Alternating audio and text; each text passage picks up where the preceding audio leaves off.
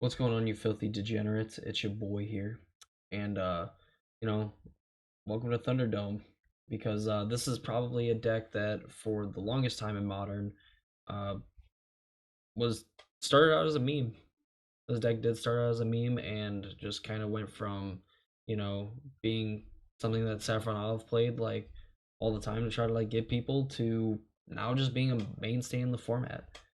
Uh, so Hammertime is a deck that's kind of went through a few evolutions. I believe it was like red white to start, and then it was mono white, and then like white black was like the definitive version for like the longest time, just because of the cards they got to play and the way they got to interact. But still mostly stayed like base white. And in this version, blue white hammer, it kind of does the same. I mean, the same song and dance, just like a few blue cards. And I wanted to show off the blue white version in particular over the black white version, just because the black white version definitely was like the most popular. I believe there maybe have been just a little bit of innovation, but the blue white hammer deck has definitely picked up a lot of steam, a lot of popularity over the blue or the white black version. So I'm gonna be going over it today. But before I really get too deep into it, I just want to let you know to subscribe to the channel if you already haven't. Be sure to also leave a like on the video if you enjoy just looking at the deck text and definitely having a deeper dive and understanding of decks in the modern format. That's what my channel aims to do, is just not only tell you what cards the decks are playing, but also just giving you a little bit of a deep dive and kind of like an insight into exactly why the decks play certain cards they do. But with that out of the way, let's get into it. So the whole point of the Hammertime deck, and you've probably guessed it since the card has been spoiled and all that great stuff, Colossus Hammer. For 1 mana, it's an equipment where the equipped creature gets +10/+10 and loses flying, but you have to equip it for 8 mana. And you're probably wondering, why the hell is any modern deck investing 9 mana to equip it to one creature when the format has a plethora of 1 mana removal spells? Well, spoiler alert, it's not spending 8 mana to equip this thing. It's cheating it into play, or kind of cheating it into play, kind of like a cheating to equip it. One of the ways that we have to do it, and probably one of the best ways, and definitely gives you a lot of ways for like your opponent to screw up, is Sigarda's Aid. Sigarda's Aid lets you cast auras and equipments as though they had flash, and if equipment enters the battlefield in your control, you can attach it to a creature you control. Or I guess it's target creature you control, because your opponent does get to know what you target with that equipment when it enters the battlefield. And so we have some creatures that, like, for the most part, are at least to start pretty big with themselves. 4 Memnite and 4 Ornithopter. So Ornithopter and Memnite are just 0 power things, little to no, and obviously just no investment for a body that when you have tricks like Ornithopter and like Sigarda's Aid and a hammer, not that hammer, this hammer. I guess that's a spear. So one of the cool things that I'll quickly get into and talk about for like 20 minutes, Ornithopter and a Sigarda's Aid on the battlefield. So let's say like your turn one is Sigarda's Aid into Ornithopter, go. And you have a Colossus Hammer in your hand. If you attack with the Ornithopter, it has flying, so obviously it can't be blocked unless your opponent has a creature with reach or flying. And unless they're also playing hammer, chances are they're not going to have like a flyer that is ready to go like on turn one. So what you can do is, if in the declare blocker step they declare no blockers, you can cast a Colossus Hammer and attach it to the Ornithopter and get in for 10 points of damage. And that's important because if you do it anytime before blocks, when your opponent before your opponent has a chance to declare blocks, if they just have like a Ragavan, in play, or like a Dragon Rage Channeler, usually being the more popular ones, uh, they would be able to block Ornithopter with it, and you'd be able to kill it. But if you really want to get in like the damage and that, you can attack with this thing in combat. Wait until after your opponent has had a chance to declare blockers, and when they pass priority, you can put a hammer on it and get in for 10 points of damage. So definitely something worth keeping in mind, because that can be pretty important for sure. Like that just gets in 10 points of damage. Obviously, then the Ornithopter doesn't have flying, so now your opponent can block it, but you kind of get in like that big, 10 points of damage for 2 mana. That's pretty huge. Um, Memnite obviously doesn't have the same tricks, but it is a 1/1 and it can block like Ragavans and things like that, which sometimes can be more important than the body itself. Esper Sentinel is just kind of an all-star against like the creature decks, because if you just play this on turn 1 and then your opponent kills it, you just get to draw a card off of it more than likely than not, or they're just kind of forced to mitigate the amount of cards that you can draw. Because if an Esper Sentinel draws you like 2, 3, even like 4 cards sometimes, like that's amazing, especially for like a creature that also kind of like carries a hammer or a spear pretty well. Um, Also to note, it is an artifact creature, so it does grow Nettle Cyst and the construct tokens that you make from Urza Saga. Uh, Ginger Brute is a 1 mana 1/1, and most of the time just like can't be blocked. Most of the time your opponent doesn't have like a creature that has haste, so Ginger Brute more than likely with the 1 mana investment, more than likely just doesn't get blocked. You can sag it for life later, but normally this thing is just kind of getting in there. Another creature that really wears a hammer well doesn't care about losing flying because it obviously doesn't have flying, and more than likely just gets beat through to your opponent. Now getting into the creatures, I guess technical creatures in Reality Chip's case, that definitely are the more powerful creatures, just on a in a broad sense. Pure Steel Paladin is another way that we circumvent the high equip cost of like Colossus Hammer. So when equipment enters battlefield under control, you may draw a card. So you're not forced to draw cards if you you know get too far into your library. If the game really goes that long. But if you have Metalcraft, which means you control 3 or more artifacts, the equip cost of equipment you control is 0. So that 8 mana for Colossus Hammer becomes 0, Shadow Spear 0, Nettle Cyst, which can just like completely just grow a creature to a giant like bead stick, becomes 0. Notably, the reality chip, even though it is an equipment, reconfigure is not an equip cost, so you cannot equip it through the reconfigure cost. Just as a heads up, that is kind of important because I didn't know how exactly that worked. So the other card is Stoneforge Mystic, and you can probably guess why we play it, because we want another way to like search up hammers, maybe go get a Shadow Spear or even like a Nettle Cyst as well. Chances are, more than likely, you're saving like some amount of like hammer or Shadow Spear for Urza Saga, and this can search up like a Nettle Cyst or what have you, anything that you really need in that moment. And for 2 mana, it does put it into play. Now, obviously, it doesn't, you like putting a Colossus Hammer like a Shadow Spear into play with Stoneforge Mystic is technically mana inefficient because it costs 2 mana, and then obviously tapping it to put them into play. Where like usually if you can put in like a Nettle Cyst, and as you can kind of see from like the sideboard, like the 2 equipment we're playing, the Batterskull and like the Cauldron Complete are definitely technically saving on mana for using Stoneforge Mystic, but this is really just like a way to like tutor it, and it's a body too that can carry a sword and that really nicely. So even though I kind of talked about it, just a second ago, the reality chip, I believe that you can tutor this with Stoneforge Mystic because it is an equipment.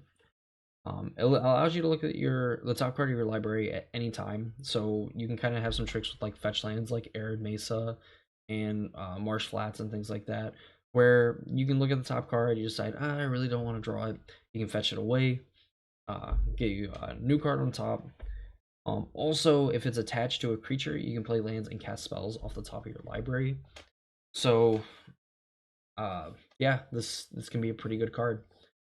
Definitely just letting you essentially cast like 3-4 cards a turn, like play an extra land off your library. Can be very, very good. Definitely worth the mana investment, especially if games are going to go long. Obviously, this card is not good when you have a hand that's like set up to like win the game on like turn 3 or turn 4. But definitely, if you find yourself in like grindier matchups, the reality chip can kind of get you there, like across the line in terms of just again drawing a bunch of cards. Not for like the artifacts and stuff. Even though I basically went through all of them, going through like pure Stoneforge Mystic and Urza Saga and things like that. But Paradise Mantle is an equipment that can let your creatures tap for any one color to your mana pool. It essentially makes it like a Birds of Paradise. Which, you know, when you're trying to win, like, you can win the game on like turn, or as early as turn 2 and like turn 3 and turn 4 in like most cases. This is something that you can get off of an Urza Saga. I can give you a bunch of extra mana to just be able to play a bunch of spells and kind of go over the top of your opponent. 4 Hammer, because that's our namesake, and it can just win you games out of nowhere. Shadow Spear, giving those things trample and lifelink. Uh, a creature with like a hammer and a spear on it is pretty good, considering that like at base it's an 11/11 with trample and lifelink. That's pretty good. Springleaf Drum is another way that you can just make a ton of mana by playing like it does set up turns where you could play like your turn 2 win, which would be an Inkmoth Nexus into Springleaf Drum, play a Memnite or an Ornithopter, and then preferably an Ornithopter. I guess it doesn't really matter if you're winning with Inkmoth. Playing one of those 2 free creatures and then playing like a Sigarda's Aid, and then you're able to fire up Inkmoth Nexus, attack with it, and then put a hammer into play and hit your opponent for 11 infect. So Springleaf Drum definitely can help you enable like some turn 2 kills if it comes to it. Nettle Cyst is a living weapon that gets +1/+1 for each artifact and or enchantment you control, and you control a lot of artifacts. So like Nettle Cyst being like a 9/9 or a 10/10, and then being able to equip a Shadow Spear onto it is just as good as having like a creature with a Colossus Hammer and a Shadow Spear. Ari went over Sigarda's Aid, definitely one of the better cards that you can have, and pretty good like turn 1 plays, you know, if you got it. The mana base, Arid Mesa, Marsh Flats, fixes your mana. Like obviously you're kind of like a base white deck. You kind of get to play some of these other like white cards. Like you do have a Hallowed Fountain, you know, that you can search up to be able to cast like Reality Chip, Seachrome Coast, just like being a fast land that doesn't hurt you or anything, lets you preserve your life total. The big ones being like Inkmoth Nexus, Urza Saga, and to a point like Horizon Canopy. Canopy, you only need a white mana for it, but it does let you draw a card later, which can be good. Inkmoth, like I said, enables those turn 2 kills where you can play an Inkmoth Nexus on turn 1. No, you cannot play Inkmoth Nexus on turn 2, try to activate it, and then kill your opponent that way. It will be summoning sick because it did enter the battlefield that turn. That is how that works. Also, this is like your way of beating like infinite life. Some of the weird people that might play like still play like Heliod combo, or just be able to gain like a ton of life. This is a way that you can technically beat them from like infinite per se. And then finally, Urza Saga, which is a card that people, you know, have been calling to like be banned, and then Luris got banned and things like that. Seemingly innocuous on its first chapter because obviously it just adds mana, but from there, you know, it just makes constructs, and these constructs are essentially like Nettle Cyst because we aren't playing like any enchantments besides like Sigarda's Aid. So quickly, these can be like 6/6s and 7/7s get out of unholy heats that are delirious and just kind of like take over the game on their own. And a lot of games can just be about your opponent trying to manage like your tokens from like Urza Saga. And then on top of that, you can get a 0 or 1 cost artifact and put it on the battlefield, which obviously like getting Shadow Spear usually is like one of the better ones because you can just like have 2 constructs. You have one that can attack.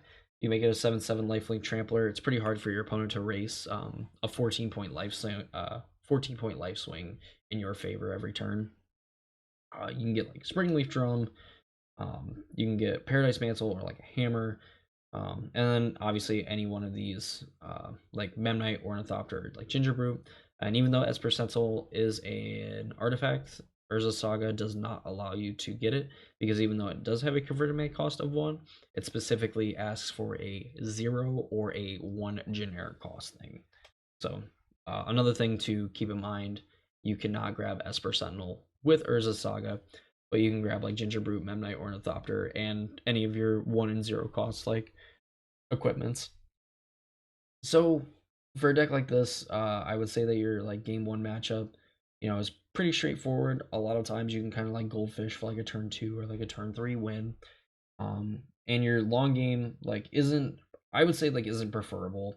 but you definitely do have some like pretty big guys that you can make, like with Urza Saga, the 3 Nettlecysts that are in the deck, and then obviously any one of your creatures is a threat if you're able to stick a hammer on it.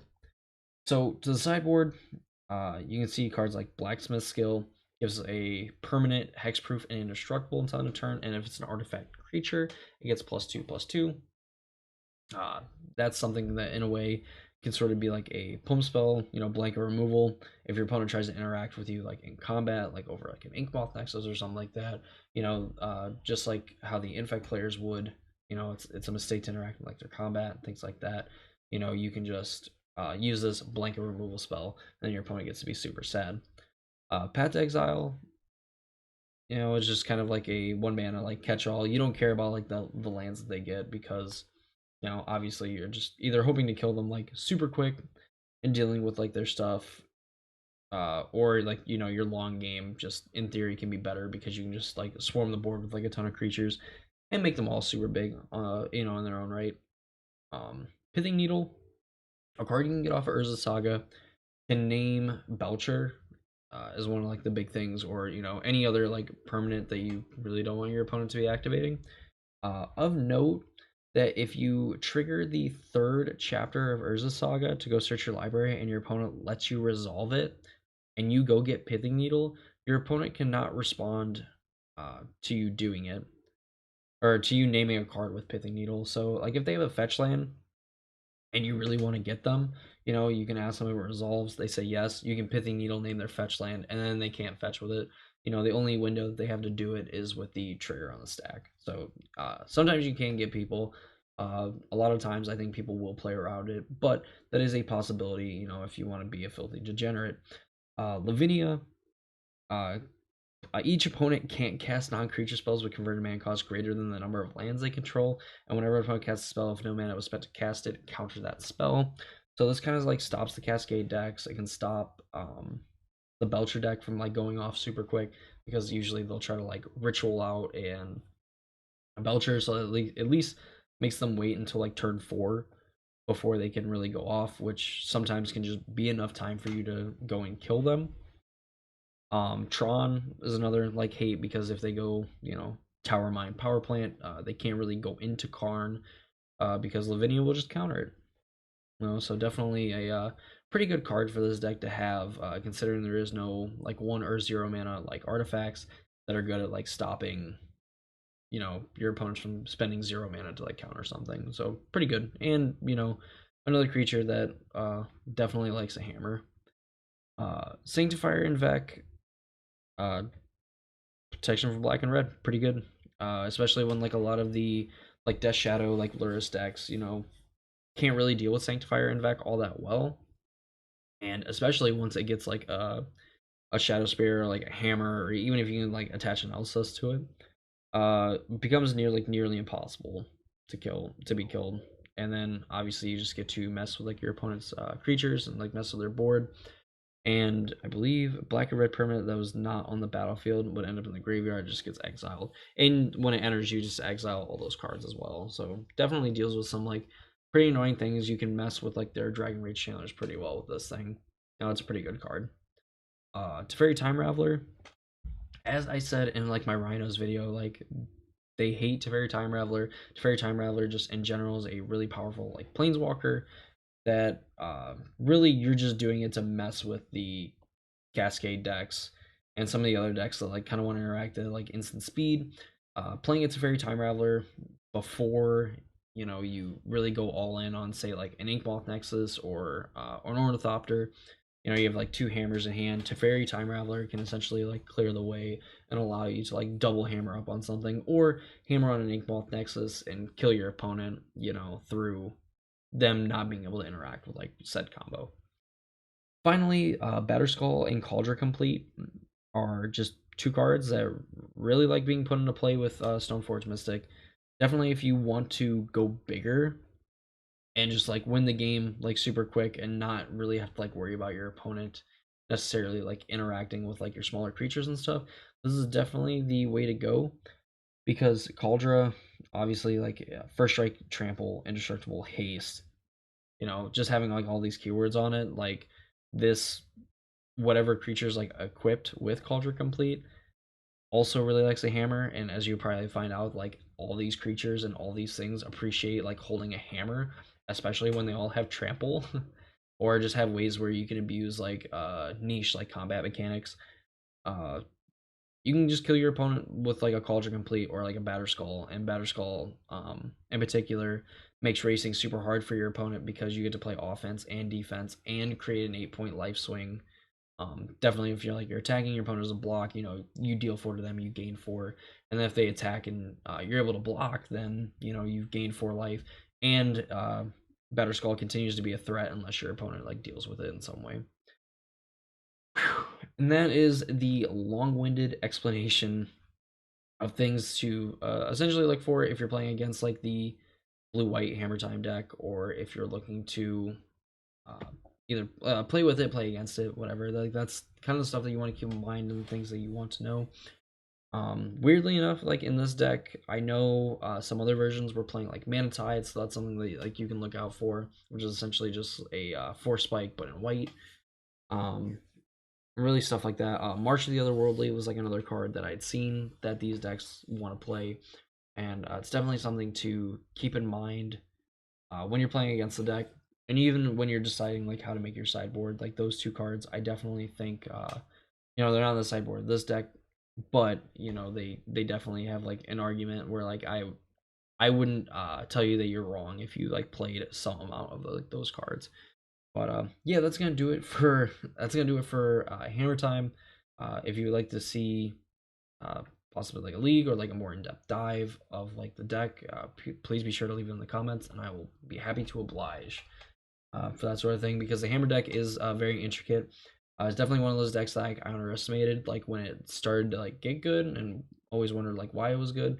And then the more I learn about it and the more like I kind of play it just like in playtesting and stuff, the deck is definitely feels very powerful and feels more than just a meme at times for sure.